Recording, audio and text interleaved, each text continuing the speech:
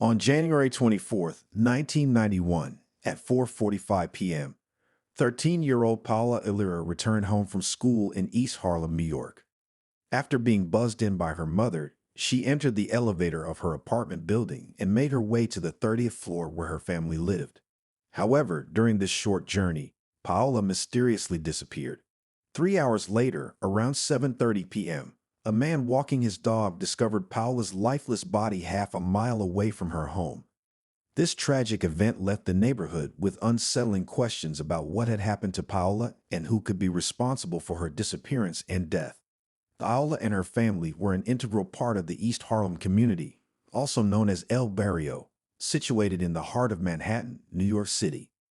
This culturally vibrant neighborhood is renowned for its diverse mix of traditions, art, and strong sense of community. East Harlem proudly embraces its Hispanic and Latino heritage, evident in its lively festivals, eateries, and vibrant street murals. The neighborhood is also home to the esteemed Museum of the City of New York, which showcases the city's rich history. According to statistics, the likelihood of being the victim of crime in East Harlem is approximately 1 in 22, setting the backdrop for our story. Paola Illyra was born in Colombia in the late 1970s to her parents, Cesar and Olga Illyra. She had two older siblings, Julio and Alexandra. In June of 1990, Paola, along with her mother and siblings, moved to East Harlem, New York City, in search of a better life. They resided on the 30th floor of an apartment building located at 420 East 111th Street, where they lived with Paula's uncle Guillermo Ospina. Meanwhile, her father, Cesar, remained in Colombia, working as a taxi driver and saving money to eventually join his family in New York. Upon their arrival in New York, Paola enrolled in junior high school. According to her sister Alexandra, Paola excelled academically and dedicated her spare time to studying English and mathematics. She possessed only a small circle of companions, primarily her classmates, and had aspirations of becoming a lawyer in order to assist those in need. Her uncle Guillermo regarded her as exceptionally intelligent and mature for her age, displaying a level of thinking that surpassed her years. He also observed that Paola found great joy in New York due to her fondness for the English language. According to her uncle Guillermo, she was a young girl with numerous ambitions for the future. Paola and her family seemed to be progressing smoothly until a devastating incident abruptly altered the course of their lives. On the chilly afternoon of January 24th, 1991, Paola, who was merely 13 years old at the time, departed from her school and made her way back to the familiar surroundings of her apartment building. At approximately 4:45 p.m., she arrived at the building's entrance and utilized the intercom to contact her apartment. Her mother, Olga, responded and granted her access by pressing the button to unlock the lobby door. Little did Olga know that this ordinary interaction would be the last one she would share with her beloved daughter. With the door now open, Paola entered the lobby and stepped into an elevator. However, tragically, she never reached their 30th floor apartment. 10 minutes later, when Paola had not yet arrived home, her brother and uncle grew concerned. They sensed that something was awry and decided to search for her. As they hurried down to the lobby, they discovered it to be completely deserted. They frantically scoured the neighborhood for Paola, but it was as if she had vanished into thin air. 3 hours later, around 7:30 p.m., a man who was out walking his dog made a chilling discovery. He came across a lifeless figure lying on a walkway near the East River. The area was strewn with drug-related paraphernalia such as vials, syringes, and used lighters. Tragically, the lifeless figure he found was Paola's slender body, and she had passed away. The location where she was discovered was situated approximately half a mile south of the apartment building where she resided. When detectives arrived at the scene, they were confronted with an immensely sorrowful sight. There were no leads to indicate the perpetrator of this crime. The only items found on Paola's body were a New Kids on the Block watch and a piece of chalk. Paola's murder deeply impacted her family and the entire neighborhood. Her mother, Olga, was devastated, struggling to accept the loss of her daughter. Students and teachers at Paola's school were shocked by the tragedy. In the aftermath, teachers held meetings with students to offer support to those close to Paola, helping them deal with their sorrow. They also cautioned students against walking alone in the area for safety. Reporters were barred from entering the school, and the principal, along with district officials, refused to speak with them. Detectives were left with many unanswered questions. They canvassed the 30th floor building, hoping to find witnesses who saw Paola in the vicinity where her body was discovered. Unfortunately, no one had seen her there.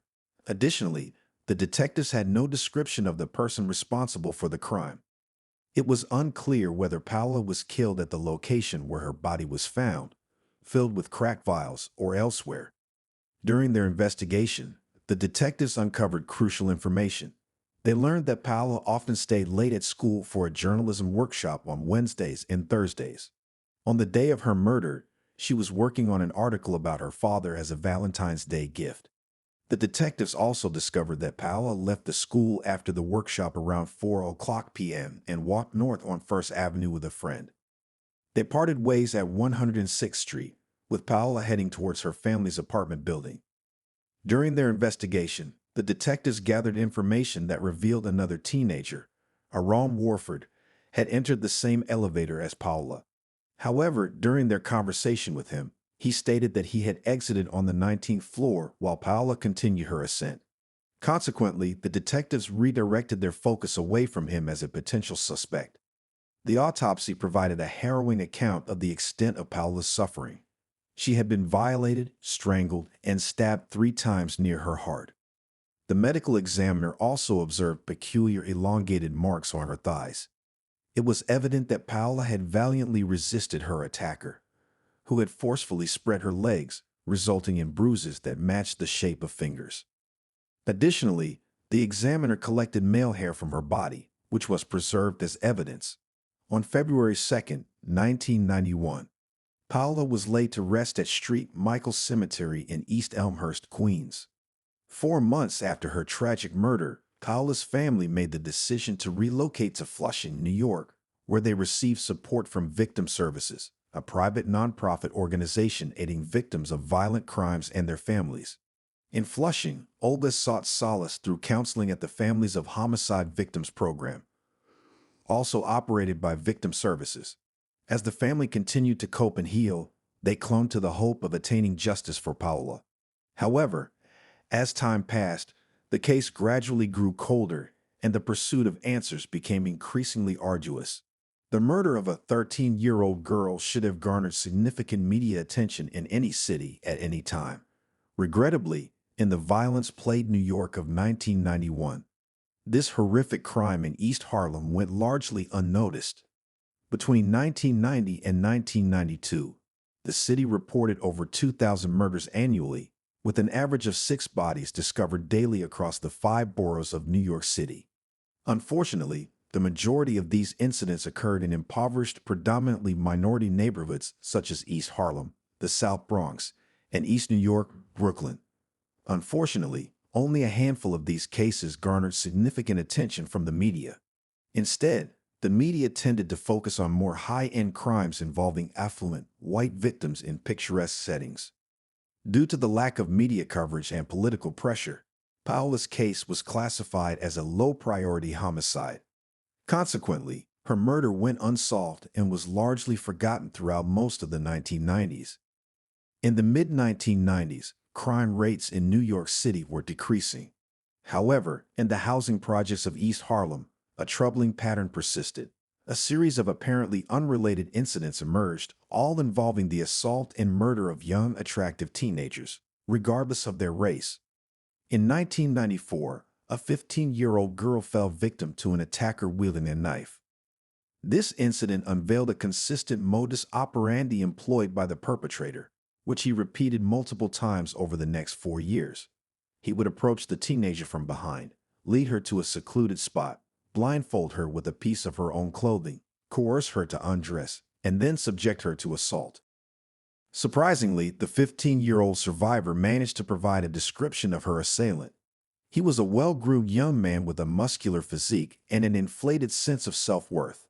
Shockingly, he even informed the victim that she should consider herself lucky to be assaulted by someone as good-looking as himself.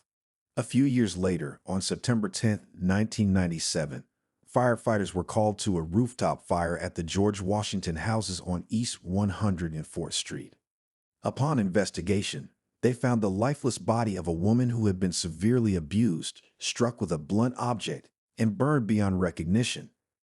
This victim was later identified as 19-year-old Johalis Castro, who had relocated to New York from the Dominican Republic with her family. Johalis, a young mother with a daughter, had been pursuing her studies in computer science at a community college in the Bronx.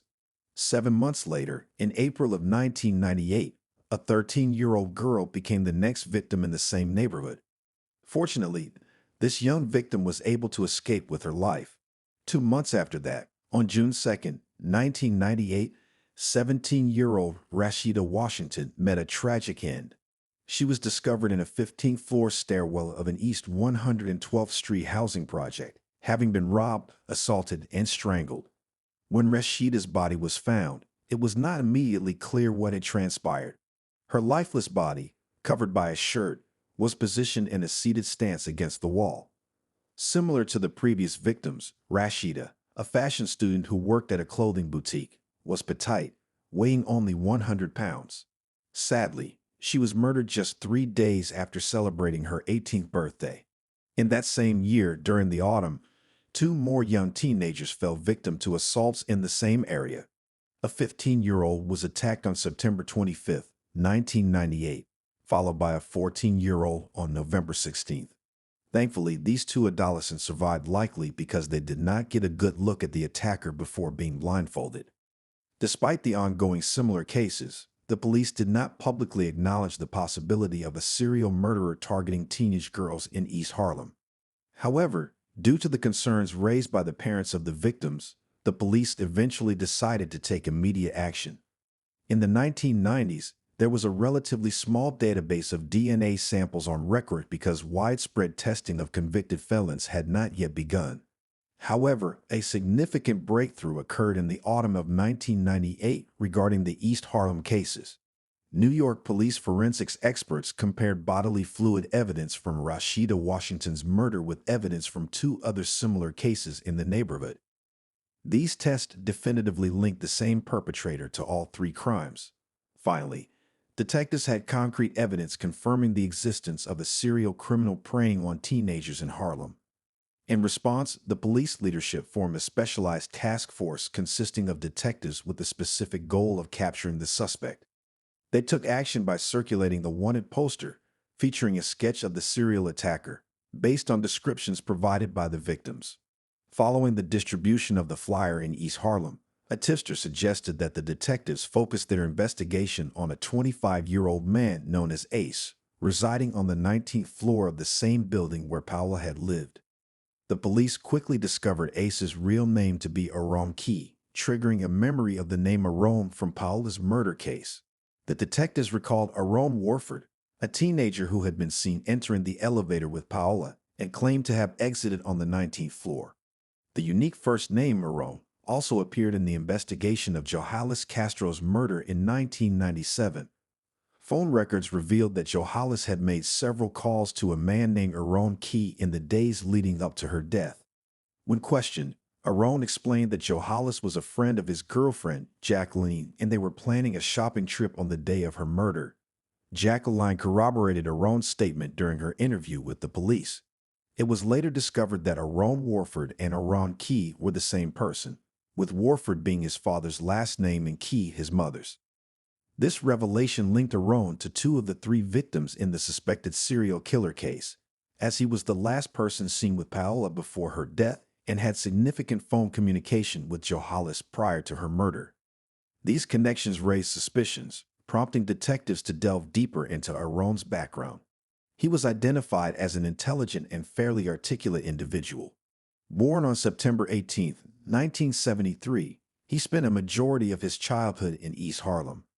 At the time of Paola's disappearance in 1991, he resided with relatives in the same building. Aram was known for his charm and had a talent for working with computers. He claimed to be involved in rap music production, although there was limited evidence to support this assertion. In terms of physical appearance, he stood at a height of 5 feet 8 inches and possessed a handsome demeanor.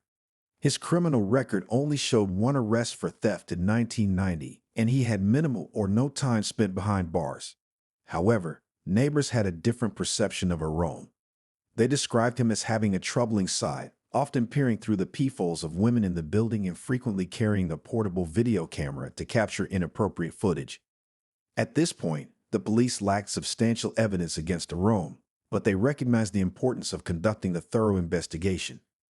Their focus shifted towards the assailant involved in the September 1998 incident, who had left behind a black cap and a gray sweatshirt.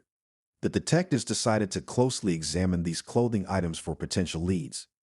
Their efforts paid off when they discovered a laundry tag on one of the garments, leading them to a dry cleaner near Aaron's residence. What made this discovery even more significant was the fact that Aaron's mother, Cynthia, was listed as a client at this dry cleaner. Every piece of information seemed to point towards Aaron as the primary suspect, and law enforcement became increasingly convinced that conducting a DNA test would confirm his involvement in the crimes. However, a significant obstacle stood in their way. Aaron did not have a DNA record since mandatory DNA testing for accused felons in New York would not commence until the year 2000. In the 1990s, obtaining a DNA sample was not as simple as bringing in a suspect and requesting a swab. DNA tests were considered invasive procedures, requiring judicial authorization based on reasonable suspicion to acquire a sample. Despite substantial circumstantial evidence pointing to Aaron's involvement, details like the elevator ride, phone calls, and the laundry tag alone were insufficient to convince a judge to order a DNA sample. As a result, the police had to come up with an alternative plan. Initially, they attempted to tail Aaron in the hopes that he would unknowingly leave behind a saliva sample through spitting or disposing of chewing gum. However, this strategy proved unsuccessful. Detectives finally had a breakthrough on February 8, 1999, when Aaron was arrested for stealing a computer hard drive. Since there were no laws mandating DNA testing for arrested individuals in New York at that time, the police resorted to a bit of deception to obtain a DNA sample. A female detective disguised herself as a doctor and approached Aaron, asking for a saliva sample under the guise of a routine osteoporosis test. Despite handing him paperwork to sign, Aaron, being cautious, refused to cooperate upon noticing a line mentioning DNA analysis. He cited his faith as a Jehovah's Witness, which prohibited him from participating in medical treatment. After tearing his paper cup into pieces and flushing them down the toilet, he swapped cups with his cellmate to further confuse investigators. However, the police were prepared and had already taken steps to secure the necessary evidence. Shortly after Aaron's arrest, he found himself in a shared holding cell with several other men. While they were there, the attendants provided them with cups of water. The detectives were able to locate these cups in a waste paper basket and sent them for DNA testing. In just a matter of days, the results came back, confirming that a sample collected from the rim of one of the cups found in the police holding cell matched the DNA of the East Harlem criminal. By the time the DNA test results were ready on February 12, 1999, Aaron had already been released without bail, as he was only facing a misdemeanor charge related to computer theft. Meanwhile, the New York Police Department offered an $11,000 reward for any information that could lead to his arrest. Authorities soon discovered that Aaron had traveled to Brownsville, Brooklyn, and met up with his 16-year-old girlfriend named Angelique Stallings. Her parents believed that they were going on a Valentine's Day date. However, instead of sticking to their plans, Aaron and Angelique boarded a bus headed for Florida from Newark, New Jersey. Detectives grew concerned that Angelique might be in danger, potentially facing the same fate as the previous victims. After Aaron arrived in South Florida, he made 2 phone calls to another girlfriend back in New York. By this time, news of his status as a suspected serial killer on the run had made headlines. The second girlfriend, aware of the situation, promptly contacted the police and provided information that Aaron was staying at the Miami Sun Hotel, located just 2 blocks from the beach on Northeast 1st Avenue in downtown Miami. Responding to this tip, 2 New York detectives rushed to the hotel and began surveilling it. When they spotted Aaron and Angelique walking around inside, they called the Miami-Dade SWAT team for assistance. The SWAT team stormed the building and discovered Arome and Angelique hiding under the bed on the hotel's sixth floor. On February 19, 1999, Arome was apprehended and placed in custody. When detectives tried to question Arome regarding the East Harlem crimes, he chose to remain silent and withhold any information. However, the police devised a strategy. They later watched and listened from behind a two-way mirror as they permitted Angelique to enter the interrogation room. Arome and Angelique thought they were having a private moment to bid farewell. During their conversation, Angelique urged Arome to clarify why he had carried out the crimes.